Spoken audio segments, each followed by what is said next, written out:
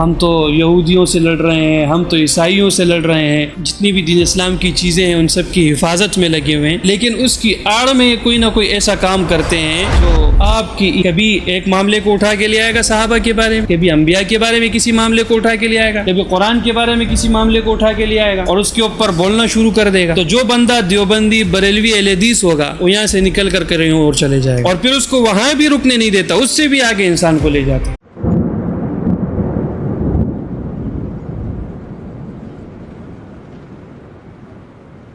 آج کل کا زمانہ فتنہ اور فساد کا زمانہ ہے، اس میں ہر انسان کو اپنی ایمان کی، اپنے عقائد کی، اپنے نظریات کی حفاظت کرنی چاہیے۔ اور جیسے جیسے زمانہ بڑھ رہا ہے،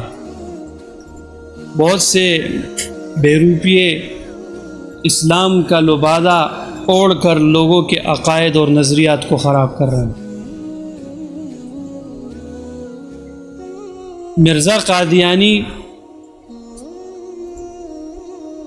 نے بھی لوگوں کے نظریات پر حملہ کیا، ایمان پر ڈاکہ ڈالا، اور وہ سلسلہ چل ہی رہا ہے۔ ابھی آج بھی لوگ اس کے ماننے والے ہیں۔ اسی اثنا میں ایک اور شخص اٹھ کھڑا ہوا ہے اور لوگوں کو دین اسلام کی تبلیغ کر رہا ہے۔ ایسے جو لوگ ہوتے ہیں یہ شروع میں بڑے صوفی مزاج ہوتے ہیں، اپنے آپ کو سارے معاشرے کے سامنے ایسا رکھنے کی کوشش کرتے ہیں کہ ہم دین اسلام کی خدمت کر رہے ہیں، ہم تو دین اسلام کے دفاع میں یہ کام کر رہے ہیں، ہم تو یہودیوں سے لڑ رہے ہیں، ہم تو عیسائیوں سے لڑ رہے ہیں، دین اسلام کی جتنی بھی دین اسلام کی چیزیں ہیں ان سب کی حفاظت میں لگے ہوئے ہیں، لیکن اس کی آڑ میں کوئی نہ کوئی ایسا کام کرتے ہیں جو آپ کی ایمان کے لیے خطرہ بن جاتا ہے۔ مرزا قادیانی بھی شروع میں بہت بڑا مبلغ ہوا کرتا تھا، لوگوں کو واعظ اور نصیحت کرتا تھا، اجتماعات میں اس کے بیانات ہوتے تھے، عیسائیوں سے وہ مناظرہ کرتا تھا مسلمانوں کی طرف سے، بہت بڑا نام اس نے کما لیا تھا۔ لیکن جیسے جیسے اس کی شہرت ہوتی گئی ویسے ویسے وہ زہر اگلتا گیا اور لوگوں کے عقائد اور نظریات کو خراب کرتا گیا۔ اس زمانے کے مسلمانوں نے اور علماء کرام نے، چاہے وہ دیوبندی ہو، بریلوی ہو، اہل حدیث ہو، ان سب نے ڈٹ کر اس فتنے کا مقابلہ کیا اور مرزا قادیانی کو اتنا ایکسپوز کیا کہ سارے لوگ اس کی حقیقت کو جان بیٹھے۔ اسی طرح مرزا قادیانی کی طرح آج کل بھی ایک شخص آیا ہوا ہے، اس کا نام بھی مرزا ہے، جہلم میں ہوتا ہے اور ایک بند کمرے میں بیٹھا ہوا ہے، اور اس کی دین ایمان کا ابھی تک کسی کو کوئی پتہ نہیں چلا کہ یہ ہے کیا بلا۔ کہتے ہیں کہ بھئی میں تو علمی کتابی ہوں، میرا کسی فرقے سے کوئی تعلق نہیں، میں تو بس جو قرآن اور حدیث میں آتا ہے اسی کے اوپر عمل کرتا ہوں، اور خود کو علمی کتابی کہہ کر اور خود کو ایک مصلح کی صورت میں، ایک مصلح کی شکل میں پیش کرتا ہے کہ لوگ جو ہے وہ جھگڑے فساد کی طرف جا رہے ہیں، مسلمان تقسیم ہو رہے ہیں، لوگ کافر بن رہے ہیں، میں ان سب کو دین کی طرف لا رہا ہوں۔ زبان سے تو یہی کہہ رہا ہوں، اپنے کردار سے بھی یہی واضح کرنے کی کوشش کرتا ہے۔ کبھی ایک معاملے کو اٹھا کے لے آئے گا صحابہ کے بارے میں، کبھی انبیاء کے بارے میں کسی معاملے کو اٹھا کے لے آئے گا، کبھی قرآن کے بارے میں کسی معاملے کو اٹھا کے لے آئے گا اور اس کے اوپر بولنا شروع کر دے گا۔ تو جو بندہ دیوبندی بریلوی اہل حدیث ہوگا وہ یہاں سے نکل کر کہیں اور چلے جائے گا، اور پھر اس کو وہاں بھی رکنے نہیں دیتا، اس سے بھی آگے انسان کو لے جاتا ہے۔ دن بہ دن کوئی نئی کہانی وہ لے کے آتا ہے، لوگوں کے سامنے رکھتا ہے اور اس کے اوپر دلائل دینا شروع کر دیتا ہے۔ پہلے حضرت علی اور حضرت امیر معاویہ رضی اللہ تعالی عنہ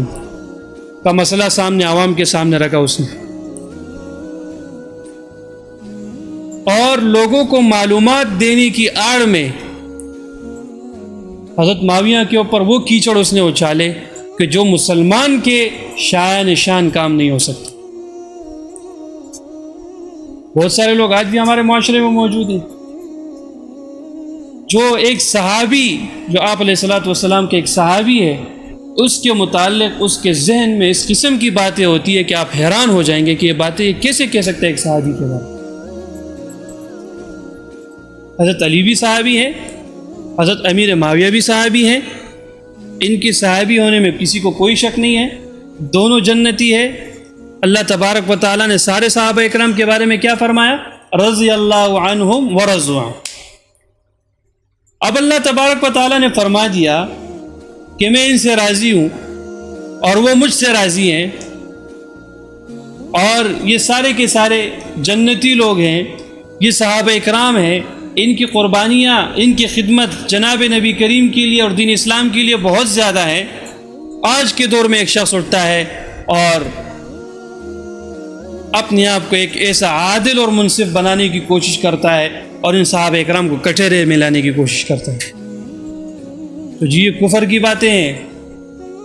صحابہ اکرام کے ایمان کے اندر شک کرنا، ان کے نظریات کے اندر شک کرنا، یہ مسلمان انسان نہیں رہ سکتا اس قسم کے شکوک و شبہات کو ذہن میں بٹھا کر۔ ایک طرف مرزا قادیانی لگا ہوا ہے اور اس کی پوری مشینری کام کر رہی ہے، دوسری طرف عیسائی لگے ہوئے ہیں مسلمانوں کو کافر بنانے میں، اوپر سے ہمارے پوری عالم کفر جو ہے وہ مسلمانوں کو دبانے میں لگا ہوا ہے، الحاد اپنے زور و شور پر ہے، اور بھی بہت سارے کمپنیاں، بہت سارے لوگ، بہت ساری جماعتیں مسلمانوں کو منتشر اور تقسیم اور مسلمانوں کو کافر بنانے میں لگی ہوئی ہے۔ تو وہ کم تھے کہ ایک یہ بھی ساتھ میں آ گیا اور یہ بھی ان کے ساتھ مل گیا۔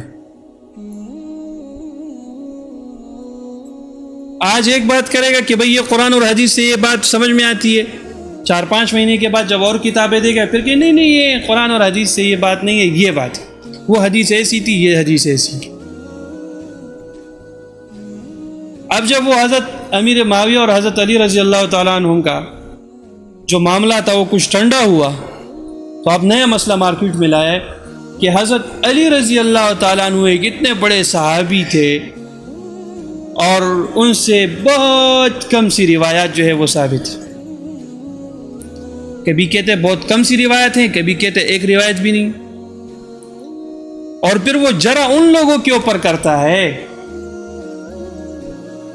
جو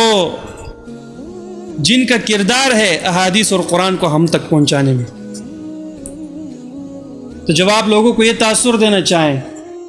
کہ باقی صحابہ اکرام سے اتنی زیادہ روایات ہیں اور لانے والے یہ لوگ ہیں، حضرت علی کے دور میں بھی یہ لوگ تھے، حضرت علی بھی ان کے دور میں تھا، تو ان صحابہ سے انہوں نے یہ باتیں سنی، تو انہوں نے اس حضرت علی رضی اللہ تعالیٰ عنہ سے کیوں نہیں سنی؟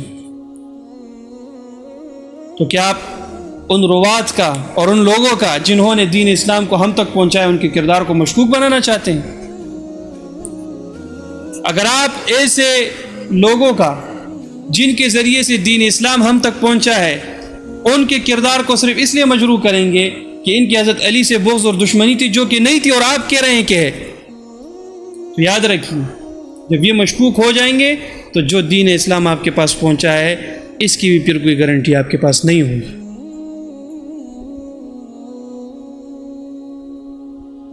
اور علم تو ان کو ہے نہیں، کہتے ہیں کہ بہت سارے صحابہ ہیں اور بہت ساری روایات ان سے نقل ہوئی، حضرت علی رضی اللہ تعالیٰ عنہ سے کیوں؟ بھائی آپ نے پڑھی نہیں ہے حدیث کی کتابیں، اگر آپ حدیث کی کتابیں پڑھیں گے تو آپ کو پتہ چل جائے کہ حضرت علی رضی اللہ تعالیٰ عنہ سے کتنی ساری روایت ہیں،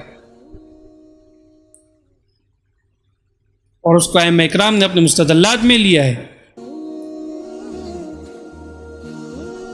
تو لوگوں کو یہ کہنا چاہتا ہے کہ یہ جو سلسلہ چلا ہے صحابہ سے دین اسلام کا ہمارے زمانے تک، ہمارے بڑوں تک جو سلسلہ چلا ہے، یہ سلسلہ ٹھیک نہیں ہے۔ کیوں ٹھیک نہیں ہے؟ اس لیے کہ انہوں نے ان کی تو روایتیں ذکر کی، ان کی روایت ذکر نہیں کی. بھئی کیوں ذکر نہیں کی ہے؟ اب آپ کو علم نہیں ہے تو اس کا تو یہ مطلب نہیں ہوا گا. ایک چیز کا آپ کو علم نہیں ہے، ایک چیز آپ نے دیکھی نہیں ہے، تو اس کا یہ مطلب تو نہیں ہو سکتا کہ وہ چیز ہے ہی نہیں. آپ کے علم میں کمزوری ہے. انہوں نے اپنے طرف سے کسی بھی چیز کو چھپایا نہیں ہے امت سے. تو روزانہ کچھ نہ کچھ ایسی باتیں کرے گا کہ جس سے انتشار ہو، جس سے فساد ہو.